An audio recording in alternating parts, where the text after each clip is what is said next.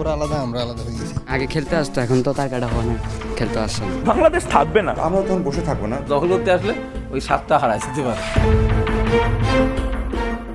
ভারত যদি আক্রমণ করে বাংলাদেশকে, সবাই কিন্তু রাস্তায় নামে। ভারতের বিজয়ের ইতিহাস হচ্ছে বলিউডের মুভি। প্রতিবেশী দেশ হলেও ভারত সবসময়ই নিজেদের স্বার্থকেই প্রাধান্য দিয়েছে।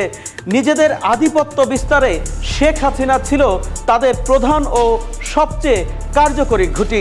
তাকে ব্যবহার করে এদেশে আধিপত্য বিস্তারের সব আয়োজন সম্পন্ন করে ভারত। 5 আগস্ট সেই আয়োজনে পানি ঢেলে দেয় ছাত্র জনতা। চট্টগ্রাম স্বাধীন হয়ে যেতে পারে বা ভারতের কাছে ফিরে যেতে পারে বা ভারত নিয়ে নিতে পারে। এভাবেই ভারতীয় গণমাধ্যমে চট্টগ্রামকে বাংলাদেশ থেকে বিচ্ছিন্ন করে দেওয়ার কথা বলা হচ্ছে। তাদের পরিকল্পনা অনুযায়ী উত্তরে রাজশাহী ও রংপুর এবং দক্ষিণে চট্টগ্রাম বিভাগকে আলাদা করে হিন্দু দেশ গঠনের কথা বলা হচ্ছে।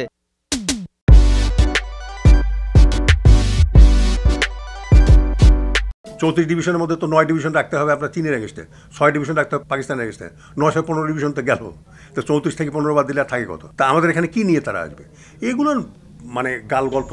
শুধু গণমাধ্যমেই নয়, বাংলাদেশ বিরোধী কথার ফুলকি ঝরাচ্ছে ক্ষমতাসীন রাজনৈতিক দলের নেতারাও। হাসিনা ওয়াজেদ প্রধানমন্ত্রী হিসেবেই ঢাকাতে শাহজালাল এয়ারপোর্টে নামবেন। জাতিসংঘের কাছে বাংলাদেশে শান্তি রক্ষা বাহিনী পাঠানোর অনুরোধ জানায় মমতা ব্যানার্জি।